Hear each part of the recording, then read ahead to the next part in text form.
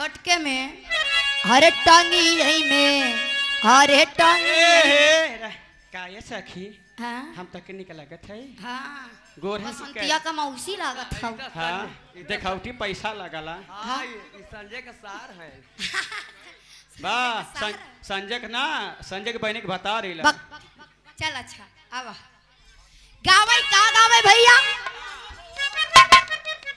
अरे टांगी यही में टांगी फासा वाली नारे नाना दिया भाऊ जाइया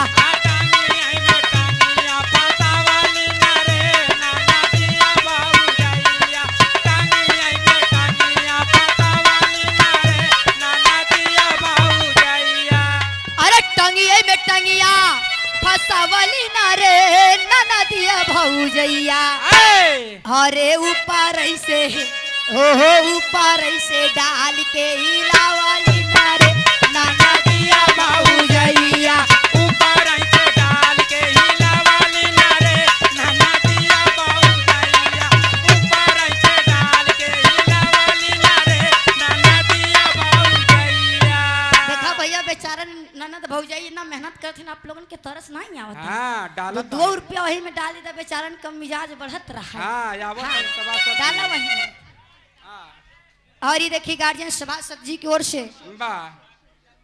रमेश सभासद जी की ओर से 100 रुपया पुरस्कार बा देखा वो मां डालत जा वीडियो बनावे कहा पैसा ना देवे बेचारे अरे टांगी यही में टांगी फासा वाली नारे नाना दिया भाऊ गई अरे टांगी यही में टांगी फासा वाली नारे नाना दिया भाऊ गई टांगी यही में टांगी फासा वाली नारे नाना दिया भाऊ गई अरे टांगी अरे टांगिया में टांगिया फसा वाली नारे नाना दिया भौजैया अरे ऊपर ऐसे हाँ हाँ ऊपर ऐसे डाल के हिला वाली नारे नाना दिया भौजैया ऊपर ऐसे डाल के हिला वाली नारे नाना दिया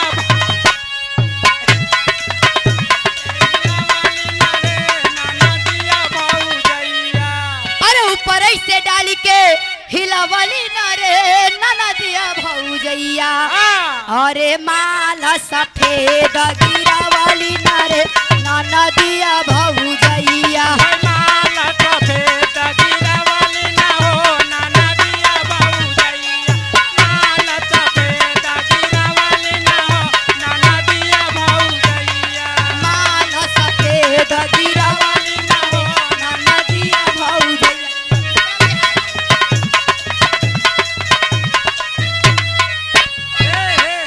फसाई ले थोड़ा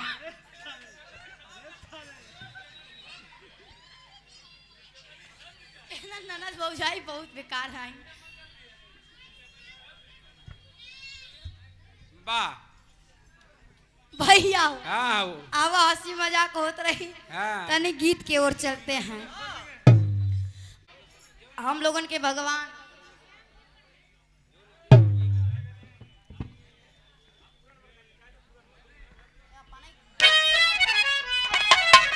भैया हो आई एक अलौकिक कहानी भैया आवा तनी बजा के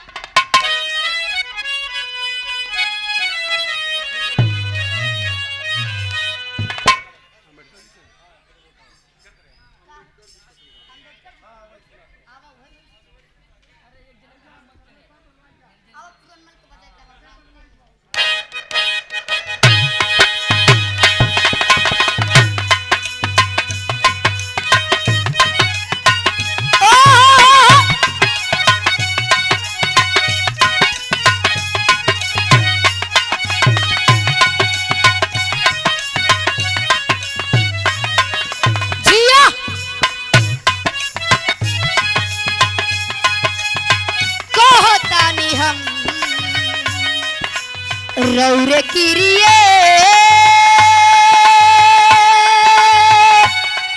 कहतानी हम ए राजा कहियो माहुर खा के मार जाई पियल ना छोड़बा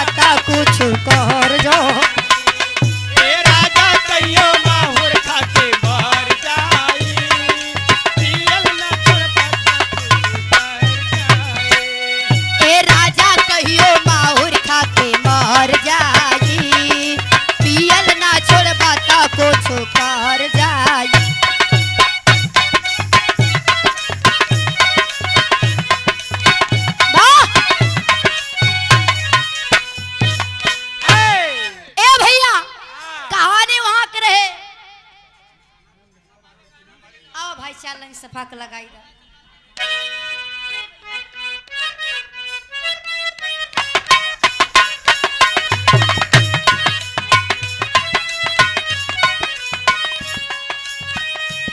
वाह, ये गीत हमार YouTube पर इतना वायरल है, इतना आप लोग दुलार प्यार देला कि हम का बताए। हाँ हाँ भैया आवत नहीं बजावा।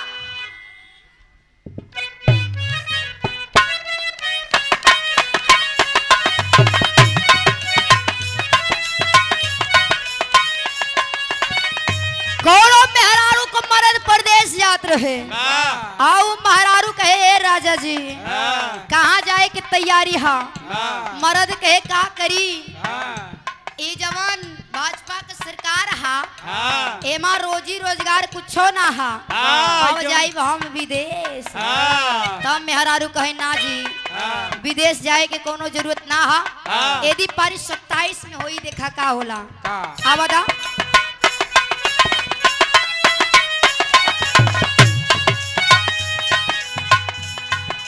आई है 27 में जब सापा के सासानावा, आई है 27 में जब सापा के सासानावा, आई है 27 में सापा के सासानावा।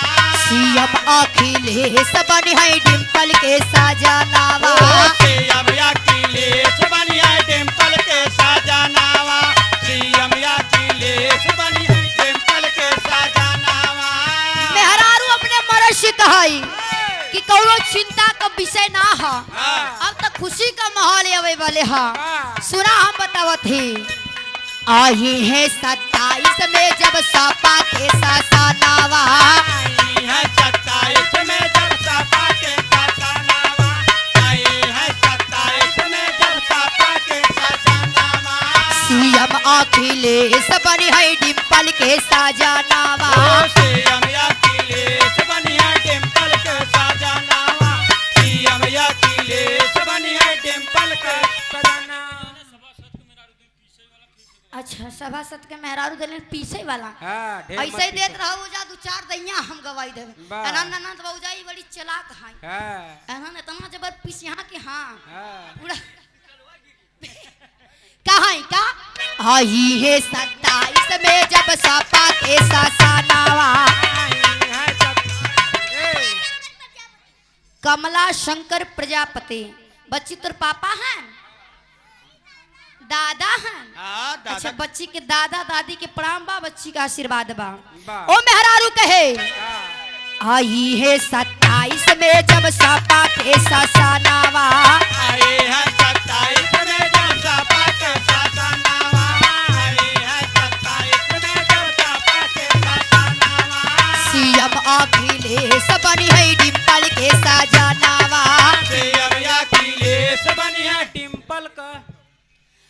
बाप रे पहले पूरा तो हो दो भैया, हाँ तनी जान भाई थोड़ा सा पूरा हो जाए तब तो कही। बहुत बहुत प्रामश पा के गीत पे कहें का। सुना बल महामार मिली सबके रोजगार, सोना बल महामार मिले सबके रोजगार, सोना बल महामार मिले सबके रोजगार, सुना बल महामार मिली सबके रोजगार, छोटकू देवर के सूरत से बोलाइया हो, बोलैया हो। आई है 27 में जब सापा के सासानावा, आई है 27 में जब सापा के सासानावा, आई है 27 में जब सापा के सासानावा।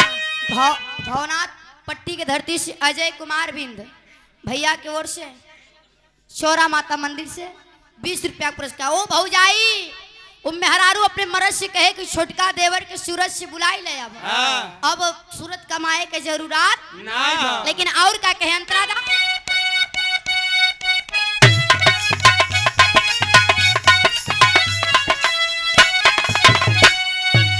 ए सैया सुनाऊ बल बाजानता बुलडोजरी के वार हो,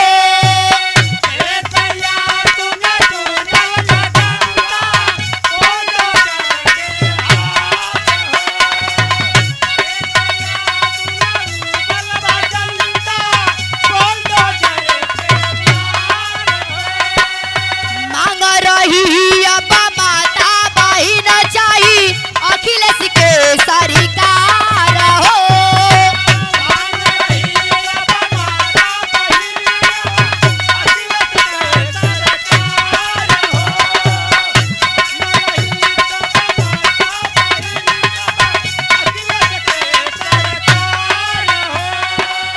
सापा के सरकारी बनावा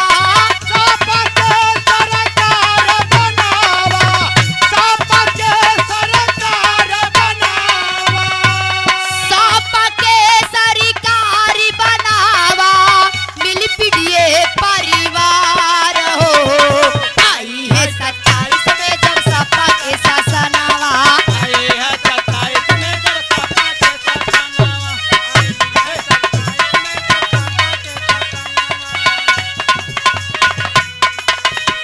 जिया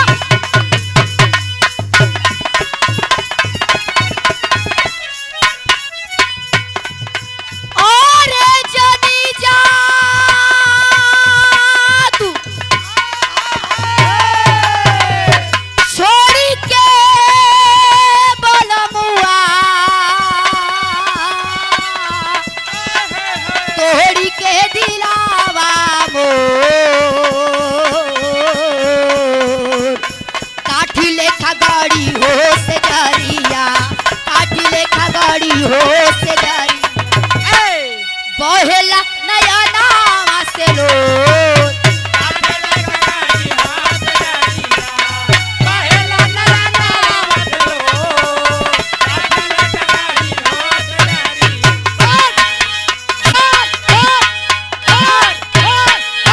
बस कर भैया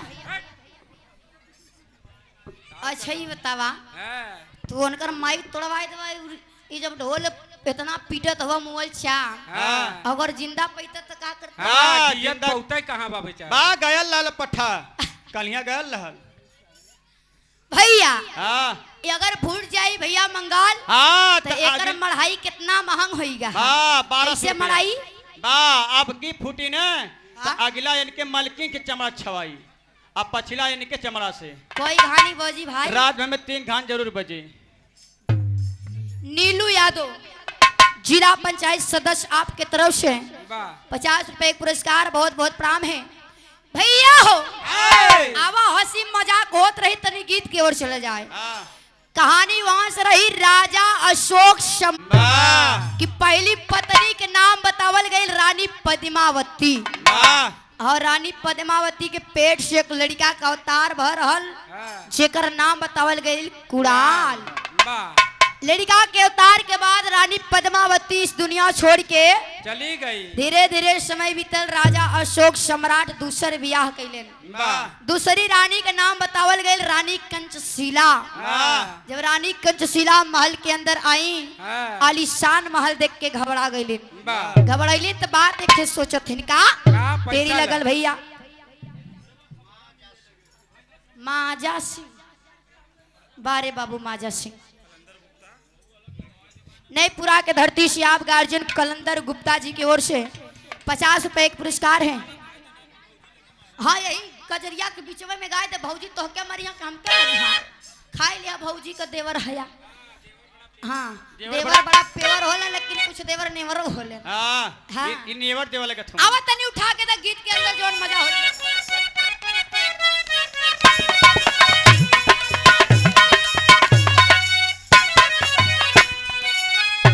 और कैसे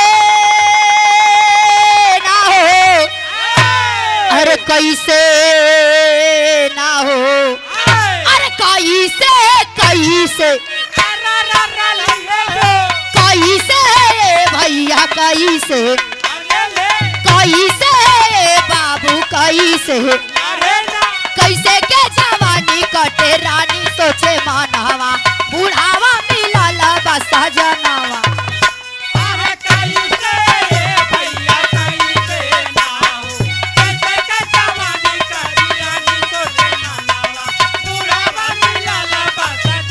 अरे बुढ़ावा मिलल बा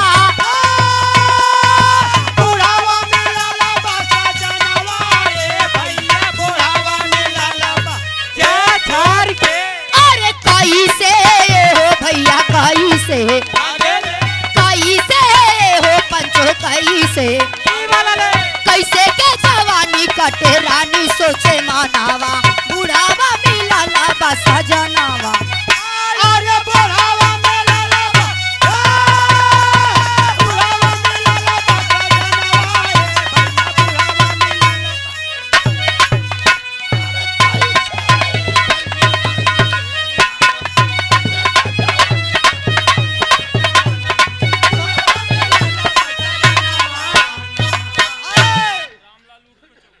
रामलाल उर्फ चौबे दिल्ली के धरती से 50 रुपया और गार्जियन नमवा भुलाई गए शंभू यादव और गार्जियन कोर्ट से 50 रुपया बहुत बहुत प्रणाम। खमहरिया खलवा के धरती से गौतम बाबू की ओर से शंभूनाथ तेधा तो आए के कहे बोलता भैया दोबारा दई के बोलवाइला ढेर तो आए हमरे आवला भैया जैसे आदमी भुलाई का गाना का फिर से आई के बोलवाइला मत दिया पैसा। हां दू बेरी नहीं 4 बेरी बोलवावा। कलंदर गुप्ता जी की ओर से 50 रुपया पुरस्कार बा बहुत बहुत प्रणाम बा। वाह भैया हो कैसे के जवानी कटे रानी सोचे मनवा वाह बुढ़वा मिलल बा सजनवा ना रानी कंच सिरा सोचत हन कि बुढ़वा के संगे हमार ना बीते ना बीती। हां अब एक दिन उबियाई गईन गईन कहीं चलती अब बगीचा में घूमाई हां राजा का बगीचा रहल हां अब जब गईन तो भइल का का तनी अंतरा उठा के अरे खुद बगिया में एक दिन रानी घूमई जाई हो अरे गाड़ी का नयन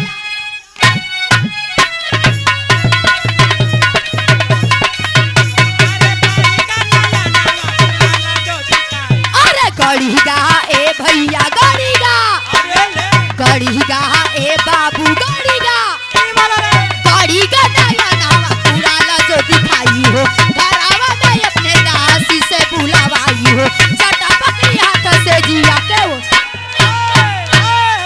बटम दा भैया जो जो भैया दौड़ दूसर के मत छुए भैया रहते करंट मार दे मार ए हां पगलाई गेल है भैया इनकर वायरिंग ढील होई गया बा हां जब तक रिमोटो नहीं काम करता खुद बगिया में एक दिन रानी घूमई जाई हो हां गड़ी का नयनमा कुड़ाल जब दिखाई हो राजा अशोक सम्राट का पहला रानी जवन रहीन हाँ। उनकर लड़का जवन रहल कुड़ाल वाह वही बगीचा में बढ़िया रियाज वाज मारत रहल हां एकदम जवान हट्टा कट्टा वाह रानी देख के मोही गईन आहा। कहीं उनके संगे ना बीती लेकिन करे संगे हाँ हमार सुहाग रात बीती आई के घरे में ई का होला भैया भाई सुहाग रात हम ना मालूम हां तो है का नहीं जानी मालूम। हेलो ई का जानी एकर देकर बाबू बना देना भैया इधर हां आय के महल के अंदर दासी को बुलाई बोली वो जो बगीचा में हाँ। हट्टा कट्टा जवान बंदा है ए वो कौन है हां दासी बतौलिन की राजा अशोक सम्राट का पहली पत्नी जवन रहीन हां रानी पद्मावती का लड़का कुड़ाल है। अब रानी कंचशिला सोचे लगिन कि काश हमार उनके संगे कहीं जा बुलाई दा कहीं दा तोहार माई बुलाई ना। अब राजा के बुलावे रानी के दासी गई गईन कहन राजन ए राजकुमार चलो तो के तोहार माई बोलौली ना बा छोटकी माई तो के तोहर छोटकी माई बोलौली ना। अब राजा कुड़ाल सोचत हा कि आखिर ऐसा कमन गलती होएगा कि आज माई हमके बुलावी ना भैया। कुड़ाल आकर के माँ को आवाज दिया है माँ अरे माँ आखिर ऐसा कमन गलती होएगा कि आप हमको बुलाई। माई शब्द सुनते ही कंचशिला भड़क गई। कुड़ाल माँ किसको बोलते हो? मैं तुम्हारी माँ नहीं हूँ नहीं हूँ हम तोरे संगे अपन जीवन बितावे चाहते। कुड़ाल कहना माँ तू हमार माई हम तोहार बेटा हमके जिन लपेटा कहाँ माई नरक में जिन डाला तू हमार माई हो हम तोहार बेटवा। अब इतना बात सुनते ही रानी कंचशिला कुड़ाल का कलाई को पकड़ ली। कलाई पकड़ी तो आवाज दिया है कुड़ाल का तेरी उठा के दा।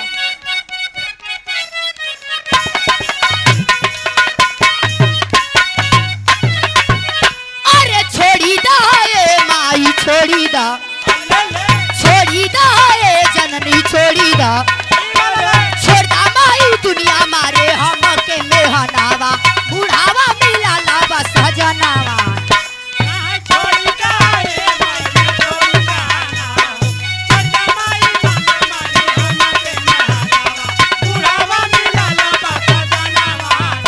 अरे बुढ़ावा मिलल बा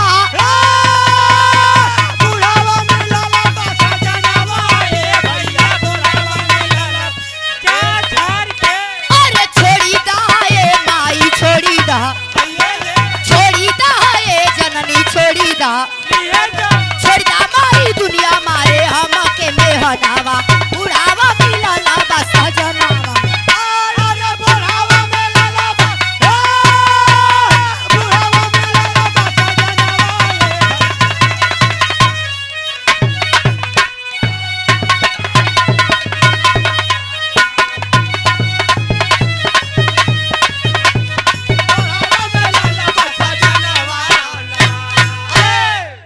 छोड़ी दा माई दुनिया मारे हमके मेहनवा और बुढ़वा मिलल बा आवाज दिया है कुड़ाल माँ जिस नर्क में मत डालो अपनी कलाई को जिस वक्त कुड़ाल छुड़ाकर कच्छ से बाहर निकला बाबू रानी कंचशिला उसका फेटा और कटार छीन के रख ले कहीं जा तोहार देख ले कितना बड़ा औकात बा कितना बड़ा तू सच बनला बिहान हो गई राजा अशोक सम्राट पचई लाल यादव बाबू के ओर से 20 रुपया पुरस्कार आशीर्वाद की कामना है भैया हो है बच्ची हल्ला काहे करत हो उठा ले जब गाड़ी में भर के सब जने के आज नैना अपने घर से भगाल हूं हाँ भैया हो इधर रानी कंचशिला जोने वक्त राजा अशोक सम्राट महल के अंदर आए जाकर आवाज दी है का दिले तेरी अंतरा उठा के दा अरे जल्दी में गिर गया फेटावा कटरिया अरे झट जाके राजा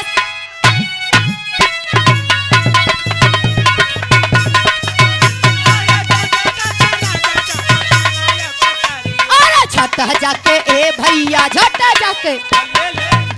जाके ए बाबू झट जाके राजा से हाली गुजरिया टपा टपा सुआ बहावेली नजरिया ठिकाना ही लाल करना चाहत रुक जा ब्रेक लग गल हट हट हट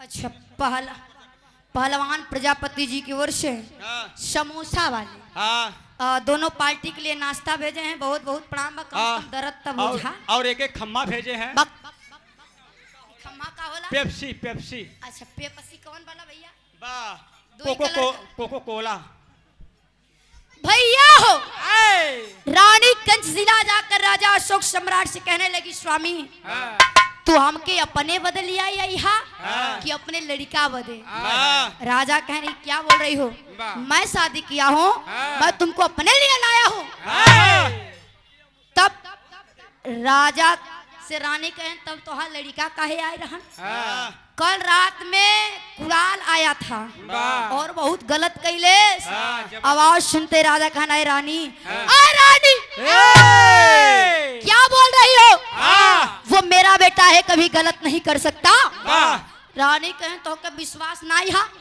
राजा कहन कोई सबूत है तो दिखाओ रानी वही फेटा और कटार निकाल के दिखाई देने बाबू देखते ही राजा आग बबूला हो गए कहन बारे बेटा ये उम्मीद तुमसे नहीं था तुमने अपने माँ के साथ गलत किया मैंने कभी नहीं सोचा था कि मेरा बेटा ऐसा कर सकता है अब तुम्हारा जीने का कोई अधिकार नहीं है मरवाने के लिए सोचे राजा तब ले रानी कंचशिला आवाज दी है कि राजन ऐ स्वामी अगर उसको आप अपने हाथ से मरवाओगे तो प्रजा आपको पापी कहेगा कोई भरोसा नहीं करेगा लड़ाई लगल बा पाटलिपुत्र में जेके आज के डेट में पटना कहल जाला भेज दो वहां जाई खुदे मराई जाई राजा कुणाल से कहने लगे बेटा हाँ। तुम्हारे बाप का शान मान दाव पे लगा है, वाह। जाओ लाल हाय। जा करके बाप की पगड़ी का लाज रखो।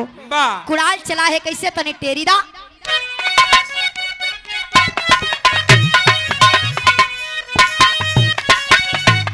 अरे डटी के भैया डटी के आगे ले। डटी के पंचो डटी के चला जाओ। कटके मारे बदे भेजो रमाया तनावा बुढ़ावा मिलला बसा जनावा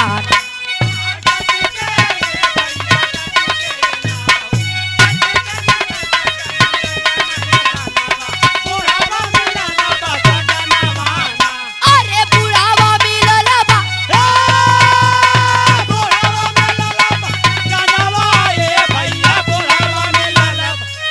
अरे डटी के बाबू डटी के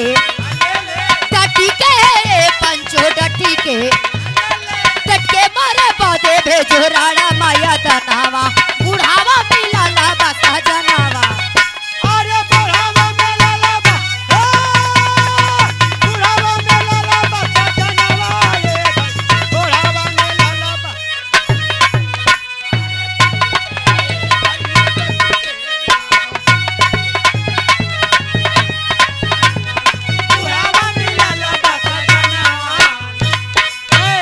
डट के मारे बदे भेजो रण मैदानमा बुढ़वा मिलल बा शंभुनाथ बाजा सिस्टम जिकर बाजा बड़ा नीमन हा बाजा ऐसे बढ़िया इनकर घरे बा। अच्छा ही बतावा हाँ। यहाँ वाला बाबू बजावत हन घरवा वाला के बजावत है हाँ वहाँ बड़का बाबू बजावत। बक भैया हो डट के मारे बदे भेजो रण मैदानमा वाह। और बुढ़वा मिलल बा सजनवा ना। राजा अशोक सम्राट का आज्ञा का पालन करता हुआ हाँ। बेटा कुड़ाल चला है बाबू वाह। जब गए तब भैल का तनी अंतरा दे उठा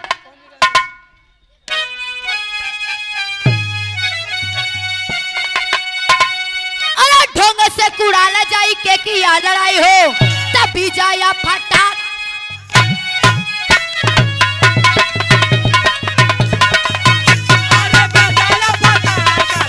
अरे बिजाया ए भैया बिजाया बिजाया ए बाबू बिजाया तब बिजाया फटाका दिया है फहराई हो जहाँ पति का बाबू के पताई हो रानी दिल्ली पता रखते हुए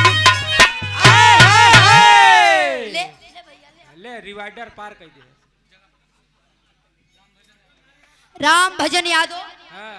जगह पट्टी की धरती से भाई की ओर से इस गीत के भाव पे वाह। 100 रुपया का पुरस्कार बा पक्की और कच्ची तो है नहीं कच्ची देखा। नहीं समझ में आवता देखबन के लिए भैया रहना बैठल ना काना के बाबू आज हाँ तो बचीगन भैया का नहीं ले बढ़ता हाँ जो उनका नेकुरा तो फुटो ही रहा। वाह नकुरा ना उनका पोता फूट जाता।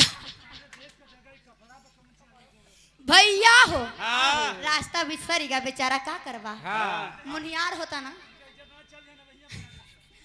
भैया वाह। इधर राजा अशोक सम्राट के लड़का कुड़ाल वाह। पिता के आज्ञा को मान के पाटलिपुत्र पटना में पहुंचल हाँ। जाकर के लड़ाई किया है रण मैदान में विजय प्राप्त जब कैले हाँ। तो एक पत्र को लिख करके राजा अशोक सम्राट के भेजले वाह। राजा अशोक सम्राट पढ़ेन हाँ। तो उसपे लिखलेन कि वहां का अधिपति बना दिया अरे जाए वाह। भैया हाँ हो। कुड़ाल को अधिपति बना दिया जाए हाँ। लेकिन ई बात रानी कंचशिला के मंजूर नहीं रहा। राजा पत्र लिख के चल गए हाँ। रानी कंचशिला हाँ। पत्र को मंगाकर अपने आँख के काजल हाँ। सीख से बोल के आँख के ऊपर एक खे बिंदी दे दीहिन। वो हो गया अंध पति। पति जब अंध पति हो गया हाँ। पत्र पहुंचा है राजा कुड़ाल के पास ये भैया ए! तो भैल का का? कुड़ाल पत्र को पढ़ाए माँ जब बार कुराल पढ़ले हर मार कट लगल हो का लगल मास्टर साहब लाचारी लगल हो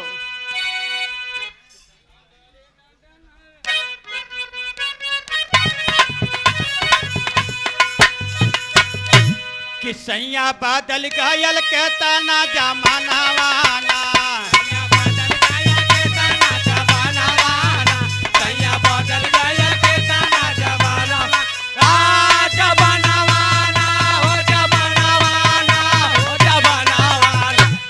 दैया बदल गया के तना जबानावाना दैया बदल गया के तना जबानावाना कि रहली तब कई बुढ़िया माई उनके आवे ना भाई रहली तब का बुढ़िया माई उनके आवे ना भाई रहले जब का बुढ़िया माई उनके आवे ना भाई रहली तब कई बुढ़िया माई उनके आवे ना भाई जाता पीछे घर में घर न पिसाना वाला जाता पीता काटे घर में पिसाना वाला जाता पीता काटे घर में पिसाना वाला हो पिसाना वाला हो पिसाना वाला जाता पीता काटे घर में पिसाना वाला जाता पीता काटे घर में पिसाना वाला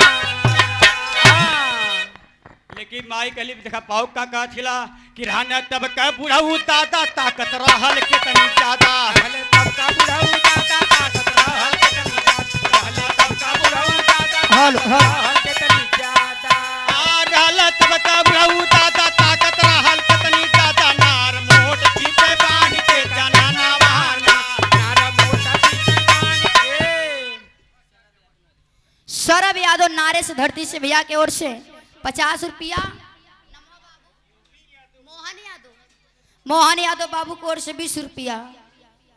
भैया ए भैया इधर जब राजा अशोक सम्राट का पत्र कुड़ाल पढ़ता है तो आवाज दिया है बाबू अरे बाबू हम तो सोचली कि जीत का बात सुन के आई कि इस बेटे को गले से लगा लोगे लेकिन ये का मांग लेला लेकिन भैल का तनी टेरी उठा के दा।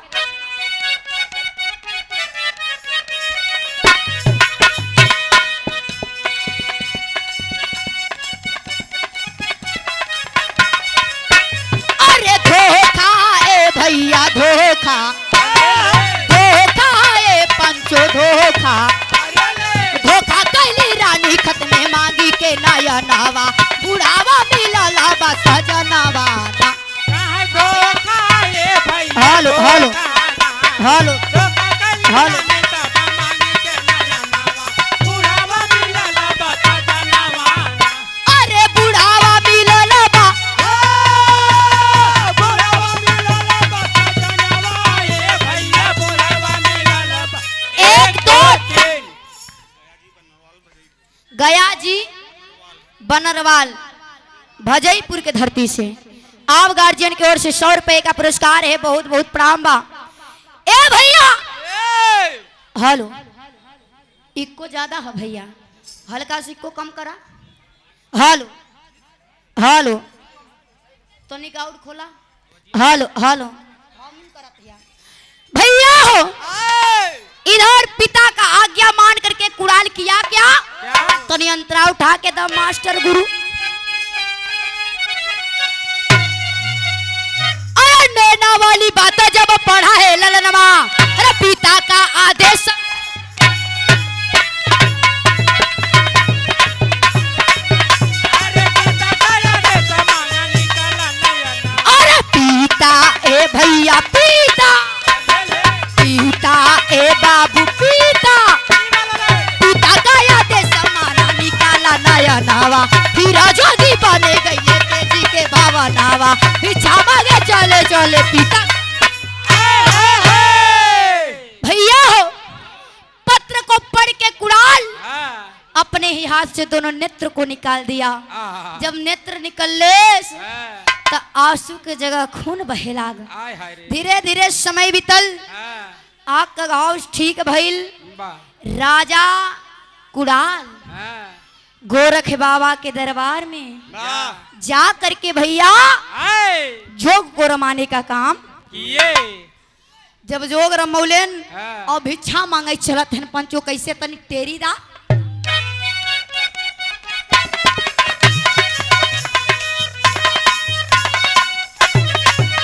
अरे भिक्षा है भैया भिक्षा अरे रे भिक्षा है पंचो भिक्षा काहे रे भिक्षा मांगत मांगत आया जहावा राजा नावा बुढ़ावा मिलला बस जनावा। आजे छाए भैया बेचारा पिता मांगत मांगत आया जहां हमारा जनावा बुढ़ावा मिलला बता जनावाना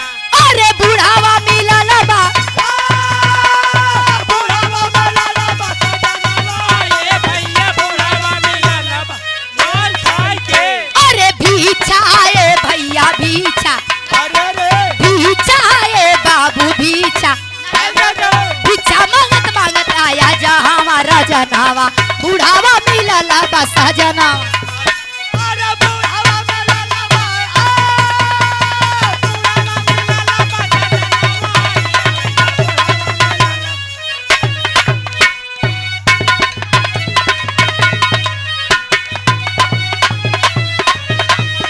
बुढ़ावा मिलला बाबा जनवा।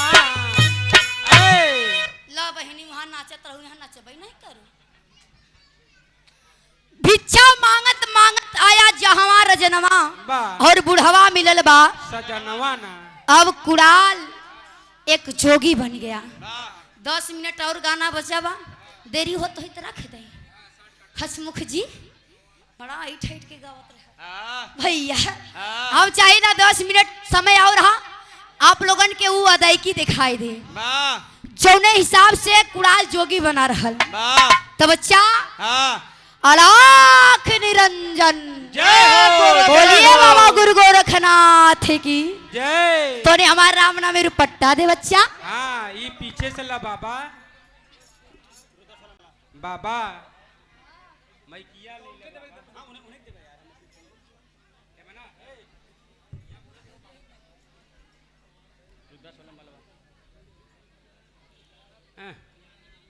वाह मिला बाबा तो जल्दी करा बाबा एक खेर पट्टवा दे बच्चा बाबा पिछवा दे दा राम नामी दुपट्टा पिछवा हुआ है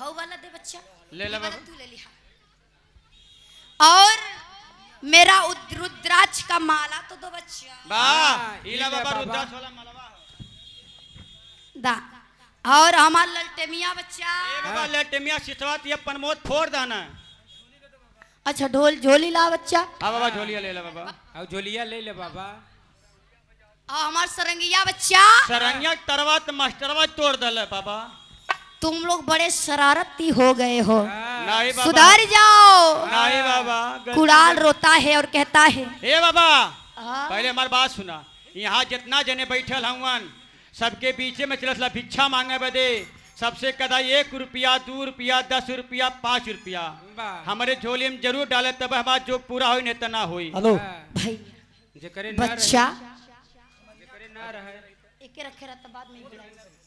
खमरिया खलवापुर से बहुत सारे रुपए एक पुरस्कार जैसे हाँ ये कोई आरती ना यहाँ हाँ ई कुड़ाल वाह। जोगी हा हाँ आप लोग से ही ना कहो कि आप लोग 200 रुपया दिहा वाह। जवन हो सके तब नहीं 1 रुपया 2 रुपया 4 रुपया 5 रुपया 100 रुपया 250 2-4 हजार बा जके ना होते वो गेहूं चाय उड़ दे दे हाँ हमान गेहूं 100 रुपए का देला बोरा लिया लीला विजयी बगीचा यही कार्यक्रम तो झोलिया में डाल दिया होता अच्छा ही जो बसवा पे अलाख निरंजन जुग जुग जी ए बच्चा जय गुरु हाँ, गोरखनाथ बाबा आई हाँ बा चेला के संगे संगे ले आए रह बाबा नहीं हम गाय चला जाई मांगई हाँ। यहाँ से यहाँ तक मांगी के हाँ, बाबा हो बड़ा शरारत बतावा ललटेमो तोड़ दिहन हाँ, सरंगी के तार खत्म कर दिहन ए बाबा ऐसा ऐसा चेला हुआ हाँ। हम तो भी आई गए हैं बाबा हो ए भैया ए बाबा बोलिए गुरु गोरखनाथ की जय इस बाबा को भिक्षा जरूर दीजिएगा आप लोग ये हमारा आखिरी गाना है राजा अशोक सम्राट मंच छोड़ के कुर्सी पे बैठे हैं हाँ, आइए मंच पे विराजमान होइए हाँ। कहता है कुड़ाल रोता है और गाता है क्या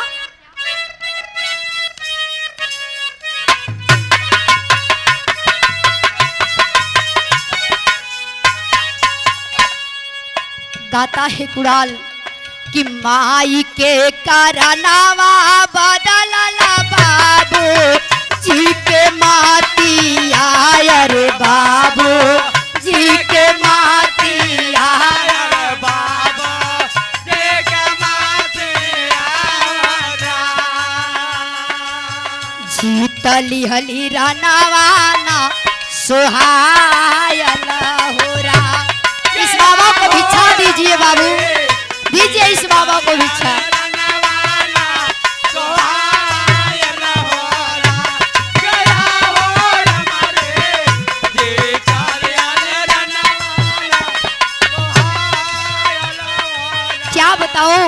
मेरी यही दुख भरी कहानी है, मेरी दुख भरी कहानी है। माँ इस बेटे का दर्द नहीं बुझी कि माई के कारनावा बदलला बाबू। कुल दे दो बच्चा, तुम्हारा भला होगा।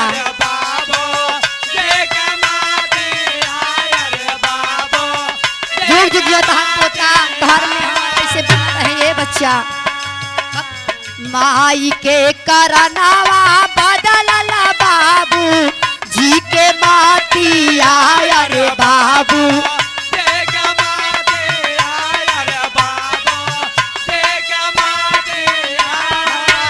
इस बाबा को भिक्षा दीजिए आप लोग। जीता लिहली रनवाना सोहायल हो राम।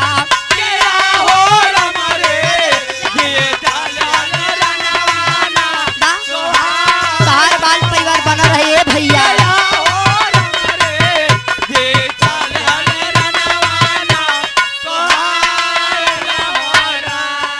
माई मोर जवान, हे माई तू लोग ना देबू तो जोगी के जोग ना पूरा हुई।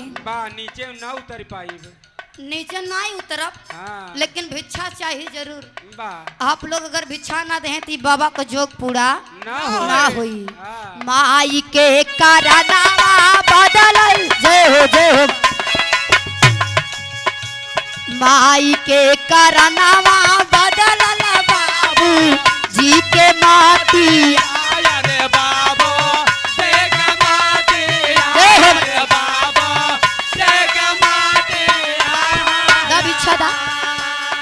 माई के कारनामा बदलला बाबू जी के माँ। जय हो बाबा, जय हो बाबा।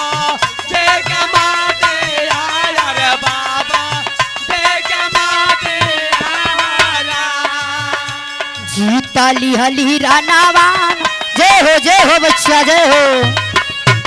जीता लिहली रना ना होना दूर ना आई पाई माई, यही चली आई आप लोग।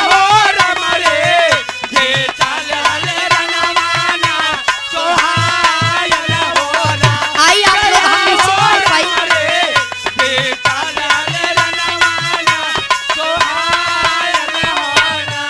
माई मोर जवान रहली बाबू चौथ पाना बाबू चौथ पाना।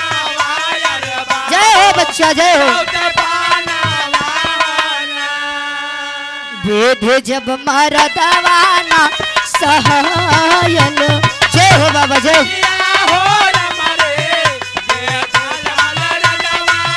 जय हो माई।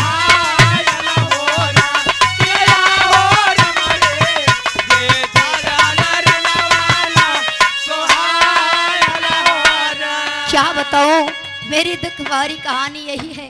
मेरी माँ तो जवान थी लेकिन बाबू चौथे पन के थे। वो माँ इस बेटी का दर्द नहीं बुझी कि माई मोर जवान रहली बाबू चौथे पाना वायर। जय हो बच्चा जय हो बाबा जय हो। लाई भिक्षा दी इस बाबा को। जीता लिहली रनवाना सोहायल हो राम। जय हो बाबा जय।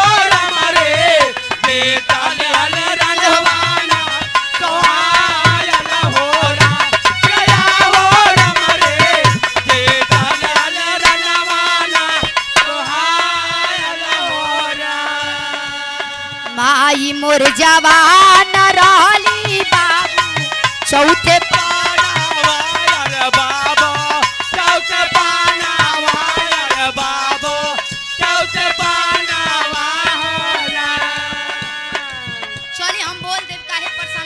बाबू कि माई मोर जवान रहली बाबू चौथे पाना। जय हो बच्चे जय हो। आराख निरंजन बाहो भिक्षा दाई बाबा। जीता लिहली रनवाना सहायल हो राम।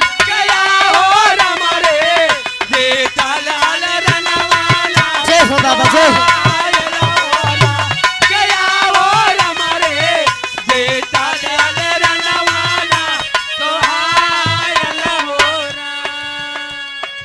बाबा बच्चा क्या बताऊं, वाह। माँ तो जवान थी हाँ। लेकिन बाबू हाँ। चौथे पन के थे। अरे वाह। वो इस बेटे का दर्द नहीं बुझी हाँ। कि माया भामा तारी नहीं बूझा रे बूझा ले लाना वायर बोझा ले लाना वारा। माया भामा तारी नहीं बूझा लीला बिछादा बाबा के ले लाना वायर जय हो बाबा जय। ले लाना वारा। यही से नया नवा निकला आयल होरा। गया हो रमरे या ये नया नवाने का जय हो बाबा जय हो बाबा जय हो बाबा। गया हो रमरे या ये नया नवाने का वायल होरा। माया भामा तारी नाही बूझा लीला लाना वायर बूझा लीला लाना।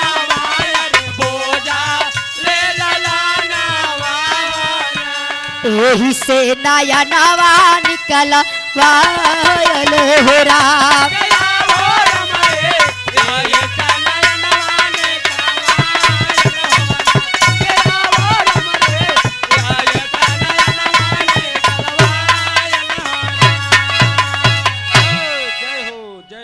बोलिए बाबा गुरु गोरखनाथ की अलाख निरंजन राजा अशोक सम्राट। बाबा हाँ बच्चा बड़ा कमसीन उम्र में जोग रमाइल है बाबा। बाबा ए बाबा हाँ बच्चा चला चली ढाबा अच्छा ठीक है बाटी चोखा भरे खोई गो बाबा। हाँ बच्चा हाँ इल्ल राम नामे रुपट्टा पकड़ा बा और हमार रुद्राक्ष का माला संभार के रखिया। दा यही खुटिया पे टांग दे बाबा। हाँ सरंगिया के जैसे तोड़ा जिन। हाँ आ बाबू रो रो कर जोने वक्त बा कुड़ाल हाँ अपने गीत और अपने दुख को सुनाता है पंचों। बा उसकी गीत हाँ रानी कंचशिला छत के ऊपर से सुन रही थी पंचों। बा छत के ऊपर से सुन रही थी हाँ। सारी बात को इकट्ठा करके के याद की हाँ कि ये तो सारा मेरी ही बात गा रहा है। हाँ। जा करके भैया ए! एक कच्छ में सो गई। वाह। राजा अशोक सम्राट जब आए कहे रानी हाँ। ओ मेरी रानी हाँ, लिया वो एक लोटा पानी। कहा कि क्या बात है क्यों हाँ। इतना उदास बाड़ू काहे सुतल बाड़ू। हाँ रानी कंसिला बोलती है कि राजन हाँ अरे राजन हाँ अब मैं नहीं बचूंगी। बा राजा कहे क्यों। हाँ तब रानी आवाज दिया है हाँ कि जो जोगी आया है हाँ उसको मार कर उसका आंख और कलेजा मुझे ला कर दोगे हाँ तब तो मैं जीऊंगी नहीं। नहीं जीऊंगी। ए बाबू आहा, राजा मंत्री को भेजे हाँ। जब कुड़ाल के बोलौले नहीं है बाबू आहा, देखते ही कुड़ाल के पहचान गए ये तो मेरा बेटा कुड़ाल है। हाँ शेष मनी उर्फ चेयरमैन आपके तरफ से 50 रुपया बहुत बहुत प्रणाम है। माजी डायल भैया के ओर से बहुत सारा पुरस्कार आशीर्वाद की कामना है। बा बाबू को पकड़ ले। पचई लाल यादव खमरिया नारे पर बाबू बहुत प्यार दिला बहुत आशीर्वाद दिला बहुत बहुत प्रणाम बा सौ बार। बहुत प्यार। हम जब ई बाबू के देखा तो हसमुख जी हाँ हो कहाँ का बैठा तो बैठल बाबू। हुआ? हाँ हम बाबू के देखली ए दादा दादा दयाराम गौतम हौ जोगिया के दई दी त का नाम बोली हाँ कुल इकट्ठे हो जा। झूरू बिंद कोयलरा बता भाई विपत झूरू बुंद कोयलरा के धरती से भैया की ओर से 20 रुपया। और रानी जब राजा बुलौलन छीन गए कि ये तो मेरा बेटा कुड़ाल है आवाज दिया है क्या है बेटा ये कौन भेष बनाए हो। बा पंधारी यादव कजरी गायक नारेपुर के धरती से बा 51 रुपए एक पुरस्कार है। बहुत बहुत प्रणाम बा, आशीर्वाद की कामना। तने जगह दे बैठ जा भैया, बैठ जा। मत हिया और बैठ आगे जा। तने हो जा बैठ भैया। जा, 2 मिनट में बस गाना हाँ, खत्म बस कर। हमार गाना एकदम लास्ट हा। हाँ, बैठ। हाँ एकदम लास्ट हा। तनी और आप आगे हो जाए। कौनो बात है का बतावा का गौली हा हम काहे ऑर्केस्ट्रा होत रहा। हाँ। हर रस तो मिलते है आपको ना, बंटी बबली वाला रस लेगा भैया हो। इधर राजा जब देखलन कि ये मेरा बेटा कुड़ाल है, आवाज दिए हैं कि बेटा कुड़ाल, अरे बेटा कुड़ाल ये कौन सा वेश बनाए हो।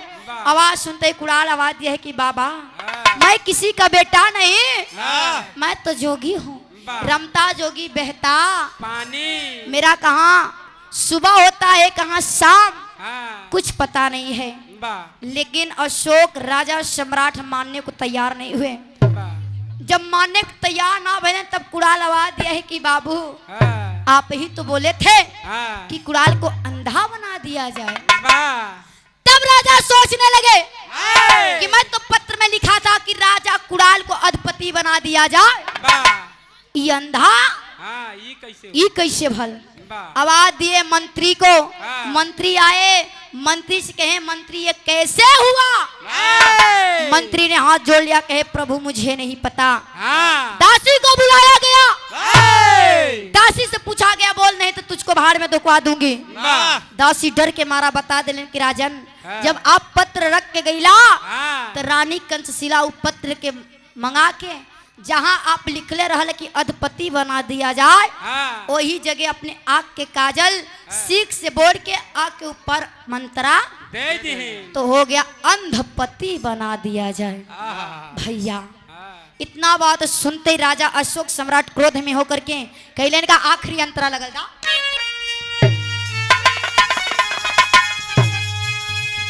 अरे मनवा में मोही पाल गौरवा बढ़ाए, अरे ही घरे दूठे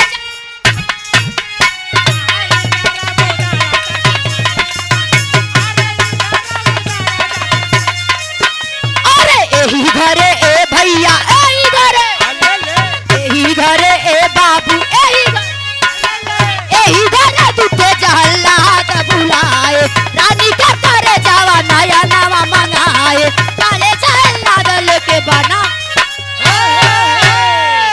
भैया हो इधर राजा क्रोध में होकर 2 जल्लाद को आगमन किए। हाँ, जब जल्लाद आए तो कहें ले जाओ, हाँ, ले जाओ इस कुलच्छनी को हाय, मेरे नजर से दूर कर दो, कहीं जंगल में ले जाकर हाँ, इसको मार कर इसका आँख और कलेजा निकाल कर मुझे दो, दे देना। वाह, जल्लाद लिया के गए, हाँ, जब बीच जंगल में गए भैया, हाँ, रानी एक औरत होके के नाते हाँ, जल्लाद उसी जंगल के बीच छोड़ दिए। वाह, हिरण को मार कर हाँ, उसका आँख और कलेजा निकाल के दे दिया। और ये देखिए कोरस के बड़े सुंदर आप कोरस भरते हैं हमारे बड़े भाई विजय भैया। हाँ, पंखुड़ियों में गुथा हुआ स्नेह दुलार प्यार हजारों हजारों रुपए का पुरस्कार है, वाह, आशीर्वाद की कामना है ये बाबू। जब हिरण को मार के आग कलेजा लिया कर राजा को दे दिया गया, हाँ, उसी समय राजा अशोक सम्राट सारा मोह माया छोड़ करके एक साधु संत के जैसा वाह, अपना भी रूप धारण करके जिंदगी परिवर्तन होते है। बाबू कहानी समाप्त भेल, पैतरा बदल।